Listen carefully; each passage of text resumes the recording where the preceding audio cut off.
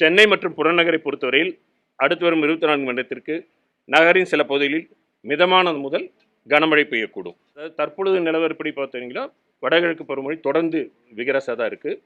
இப்பொழுது நிலையில் வந்து இன்று 5 தினங்களுக்கு மழை இருக்குது.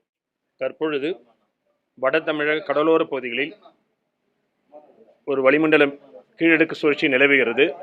மேலும் தென்கிழக்கு அரபிக்கடல் பகுதியில் மற்றும் ஒரு வளிமண்டல கீழடுக்கு சுழற்சி நிலவுகிறது. கடந்த 24 மணி நேரத்தில் தமிழகம், புதுவை, காரைக்கால் பகுதியில் பரவலாக மழை பெய்துள்ளது. 5 இடங்களில் அதி கனமழையும் 17 இடங்களில் மிக கனமழையும் 55 இடங்களில் கனமழையும் பதிவாகியுள்ளது. அதிகபட்சமாக சீர்காழியில் 23 சென்டிமீட்டர் மழை பதிவாகியுள்ளது. வானிலை முன்னறிவிப்பை பொறுத்தவரையில் அடுத்து வரும் 24 மணி நேரத்திற்கு தமிழகம், புதுவை, காரைக்கால் பகுதிகளில் அநேக இடங்களிலும் நாளை ஒரு சில இடங்களிலும் மிதமான மழை பெய்யக்கூடும்.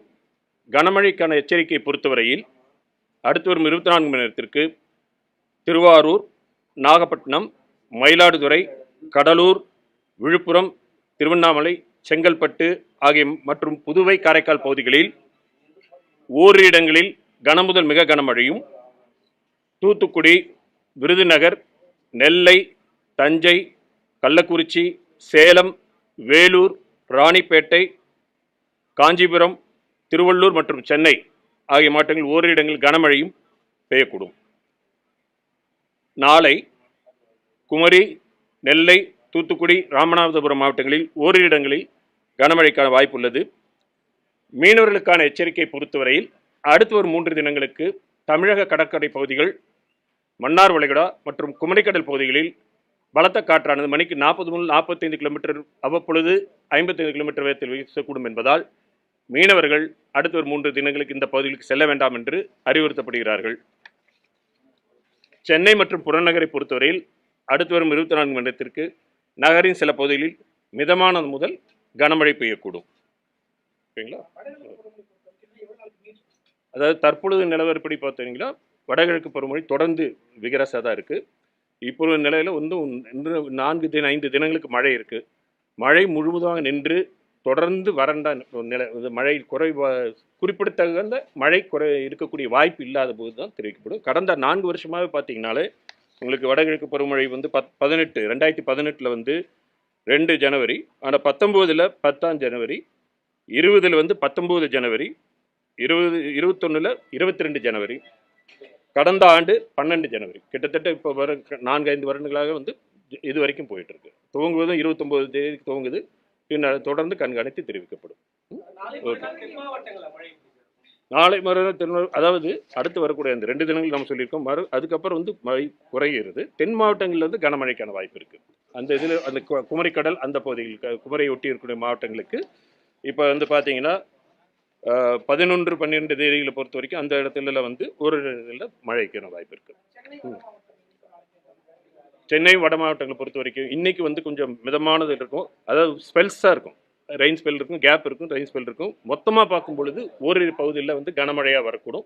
பெரும்பாலும் 5, 6, 7 அந்த மாதிரி இதில் 5, 4 அதில் பெரும்பாலான இடங்கள்ல இருக்கும். ஓரிரு இடங்கள்ல இருந்து கனமழைக்கான வாய்ப்பு இருக்கு. இது சென்னைக்கு கிடையாது. சென்னைக்கு இது கிடையாது. சென்னைக்கான பகுதிகளுக்கு தற்பொழுது இந்த இதுவும் அதிக கனமழைக்கான வாய்ப்பு காணப்படவில்லை. ஆமாம், வட உள் மாவட்டங்களை பொறுத்த வரைக்கும் உள்ள பரவலாக பார்க்கும்போது லேசான போது மிதமான மழை பெய்யும். இப்போ இந்த கடற்கரை ஓரத்தில் துவங்கி உள்பகுதியில் நகர்ந்துருக்கு. உள்பகுதியில் அதனால தான் திருவண்ணாமலை அங்கே பகுதிக்கெல்லாம் நம்ம கனமுதல் மிக கனமழை கொடுத்துருக்குறோம். கடந்த 24 மணி நேரத்தை பொறுத்த வரைக்கும் இந்த ஜனவரி மாதத்தில் நம்ம இப்போ மழை பெஞ்சிட்டு இருக்கு இல்லையா? இப்போ நீங்கள் நம்ம பார்த்தோம் இந்த 5 இடங்கள் அதிக கனமழை, 17 இடங்களில் கனமழை, இதெல்லாம் பார்க்கும் பொழுது நாகப்பட்டினத்து இது வந்து புதுவை பொறுத்த வரைக்கும் புதுச்சேரி பொறுத்த வரைக்கும் இப்போ கடந்த 24 மணி நேரத்தில் பதிவானது 125 மில்லிமீட்டர்.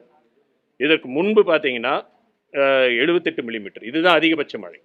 ஜனவரி மாதத்தை பொறுத்தவரையில் புதுவையில் இது அதிகபட்ச மழை, முதலாவது அதிகபட்ச மழையாக இருக்கு. நமக்கு வந்து கடலூரில் இது 2வது, நாகப்பட்டினத்தில் 2வது அதிகபட்ச மழையாக இருக்குது. கடலூரில் 3வது அதிகபட்ச மழை ஜனவரி பொறுத்த வரைக்கும். இப்போ நாகப்பட்டினத்தை பொறுத்த வரைக்கும் இப்போ 205 மில்லிமீட்டர் பதிவாயிருக்கு.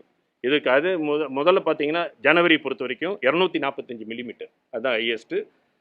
நெக்ஸ்ட் வந்து 205 மில்லிமீட்டர் இப்போ இருக்க தேர்ட் இதுக்கு வருது. கடலூரை பொறுத்த வரைக்கும் கடந்த 130 ஆண்டுகளில் வந்து இது இப்போ இந்த வருஷம் வந்து 136 மில்லிமீட்டர் பதிவாயிருக்கு. இதுக்கு முன்பு பார்த்தீங்கன்னா 197 மில்லிமீட்டர், அதுக்கப்புறம் 153 மில்லிமீட்டர் இருந்தது. இப்போ இது செகண்டாக வந்திருக்கு.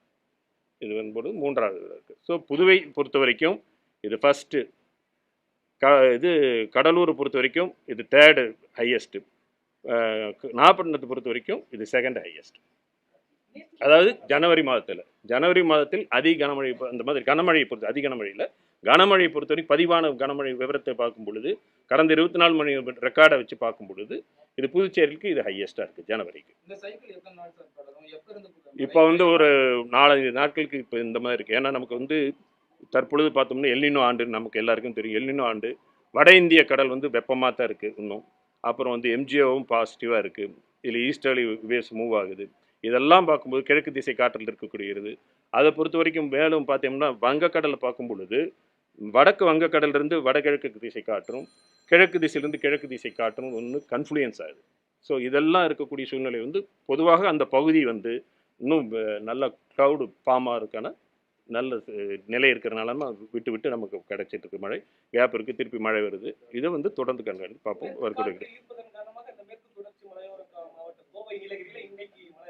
மேற்கு தொழில் இல்லை, இது கிழக்கு திசை காற்று தான் போயிட்டு இருக்கு. இங்கே கிழக்கு திசை இப்பொழுது நம்ம கடலோர பகுதி, அது உள் மாவட்டங்கள், அதுக்கு தான் நம்ம பார்க்கணும்.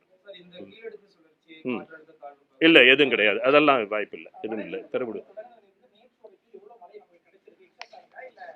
வடகிழக்கு பருவமழை பொறுத்த வரைக்கும் நாம் வடகிழக்கு பருவமழை அப்படிங்கும்போது 3 மாத காலகட்டம் தான் எடுப்போம். அக்டோபர், நவம்பர், டிசம்பர், அந்த 3 மாத காலகட்டம் தான் எடுப்போம். அது மாறிட்டு வந்தாலும் காலகட்டம் கம்பேர் பண்ணும்போது அக்டோபர், நவம்பர், டிசம்பர். அதை பொறுத்த வரைக்கும் பார்த்தீங்கன்னா இந்த ஆண்டு 455 மில்லிமீட்டர் பதிவாயிருக்கு. கடந்த ஆண்டு 445 மில்லிமீட்டர். இது 4% அதிகம். கடந்த ஆண்டு 1% அதிகம். வின்டர் சீசன் அப்படின்னு பார்த்தோம்னா நம்ம ஜனவரி, பிப்ரவரி எடுத்துக்குவோம். இந்த 8 தினங்களுக்கு பதிவானது 28.7 மில்லிமீட்டர். இந்த காலகட்டத்தின் இயல்பு 5 மில்லிமீட்டர் தான். அதனால் இப்போ சதவீதம் பார்த்தா 435% அதிகமாக காட்டும். ஏன்னா இயல்பாகவே வின்டரில் அதிக மழை இல்லை. அதனால் ஒரு 5 மில்லிமீட்டர் தான் இயல்பு அளவு. ஆனால் பெய்த அளவு 28 மில்லிமீட்டர். பனிப்பொழிவு இப்போ கம்மியாக இருக்கிறதுனால உங்களுக்கு மேகக்கூட்டம்லாம் இருக்கிறதுனால இப்போ இருக்காது. இது முடிஞ்சதுக்கப்புறம் தான் நமக்கு அந்த காலகட்டம். அதெல்லாம் ஒன்றும் நம்ம மீடியம் ரேஞ்ச் ஃபோர்காஸ்ட் தான் நம்ம இங்கே பார்க்குறோம். ஓகே, நாம் 5 days ஃபோர்காஸ்ட் தான் பார்த்துட்டு வரோம். 5 ஃபோர்காஸ்ட் தான் பார்த்துட்டு வரோம். நம்ம மந்த்லி ஃபோர்காஸ்ட் மந்த் எண்டில் வரும். Okay, thank you.